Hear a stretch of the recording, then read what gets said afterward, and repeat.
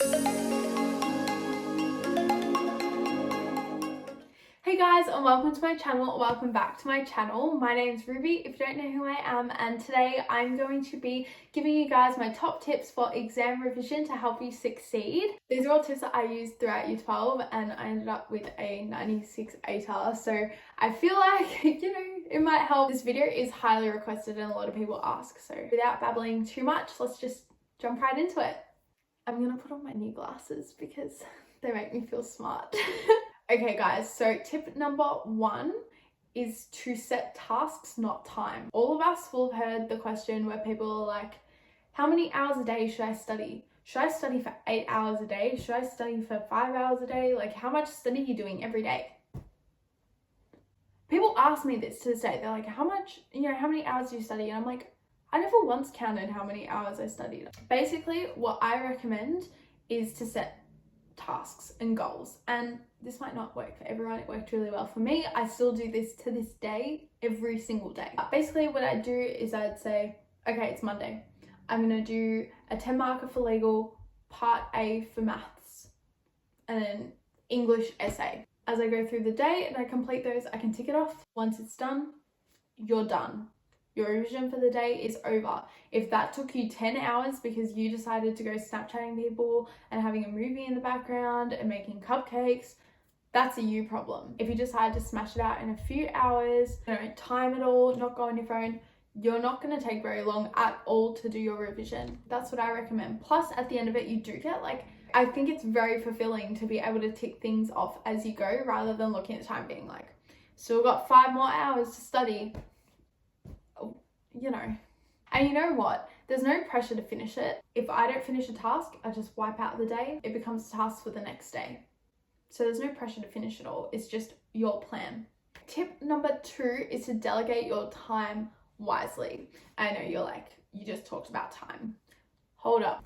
So when you're still at school, if your school's anything like mine, you'll be doing practice questions, you'll be doing practice exams, blah, blah, blah, blah. If you're doing a practice exam for maths at school, you don't need to do one the same day at home. Why would you do that? So there's no point repeating it once you get home. Just focus bit by bit. You don't need to do every subject every single day. Just do bit by bit by bit. And if you want to do, all 5 of your subjects every single day, maybe for English, write an introduction.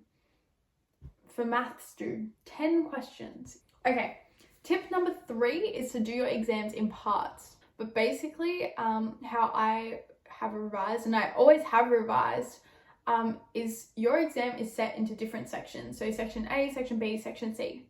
If you sit down to do all of it at once, that's going to take you 3 hours to do, especially in the case of English.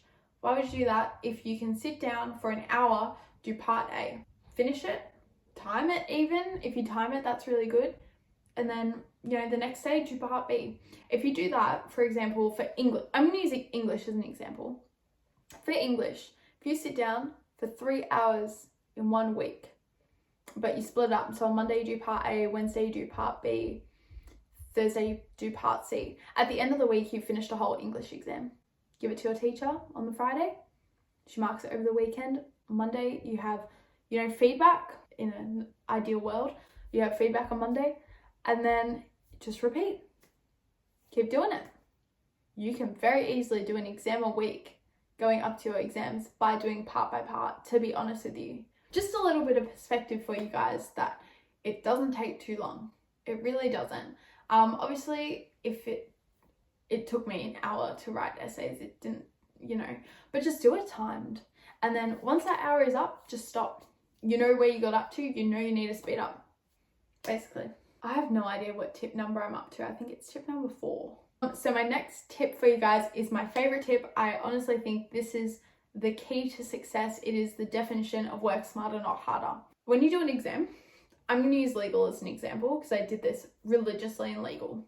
When I did legal exam, I do the exam, then I finish the exam, I'd open up the past exam report or the solutions. I'd mark it based on the examiner's report. I'd write my own feedback, highlighters, blah, blah, blah, blah. And what I'd do is I'd give it to my teacher and I'd say, Miss, can you please mark it and please give me feedback? So she'd probably use the exam report, but she would also like give me her own feedback. She'd say, okay, you don't need this in your response. You don't need this, add this. This would be something really cool to add, for example. So then I'd take it back. I'd have a look at it. Any questions that I wasn't happy with, I thought that I could improve on, anything just that looked like it could be something I could fix, I would do it again. So for example, if it's a 10-mark question, I got 4 marks on it, I just redo it using the teacher and the examiner's report feedback.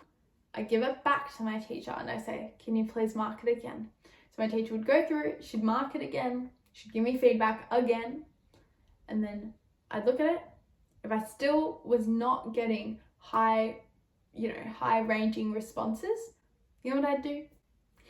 I'd do it again until it was literally perfect. I'm telling you that for 10 markers, I'm talking like 8 marks and above. For 5 markers, we're talking 4 or 5 marks, non-negotiable. So we were perfecting every single question that I did, basically. I can't remember if I did that for PE, but I think that would be really good subject to do it for as well, especially for something like energy interplay. Like just perfect your responses. That's what I reckon. Tip number 5 is to know what to expect. I know that isn't a guarantee, it's more of a guess, but hear me out here. I'm going to use PE. If you can perfect energy interplay questions, it's very unlikely that you're going to get an energy interplay question different to what you have practiced. VCAA, or any exam, they like to repeat questions. That's why you do practice exams, to familiarize yourself with the questions. So if you've done the past 5 exam reports and there's been a 5-mark question on energy interplay, what are the odds that they're going to have another question in energy interplay that's very similar to those? So perfect it. And honestly, just in general, if you're doing PE, perfect energy interplay questions because they're easy marks in my opinion. With bio, I think it was, and don't quote me on this, but the first question was always about proteins. So practice the protein question because you can expect that. You know, talk with your teacher. If your teacher's done previous marking, talk with them, see what they think, their theories. When it comes to 10 markers, eliminate what's been done already because it's unlikely they're going to be done again. Don't quote me on that, please, but I just think that I personally made a really big point of perfecting energy interplay questions before my PE exam. Tip number 6 is a bit controversial. It's really not, but learn the basics. Learning the basics is very important. If you don't know the basics, how are you meant to know the non-basics? So a lot of people, if you knew me back during exam time, would know that I had posters around my room. Those posters were not in depth at all. They had very limited dot points, they had drawings, they had things I could remember, and it was very easily understandable. There was tables, stuff like that. The reason for that was because it was all the basics. That's what you need to know. Go through the study design, see exactly what it wants, put them, for example, on your posters or, you know, on a list of things you need to learn. You want to just know the fundamental knowledge. So, for example, bio. If you go through a practice exam, you'll see that a lot of the multiple choice questions are on basic concepts like diffusion.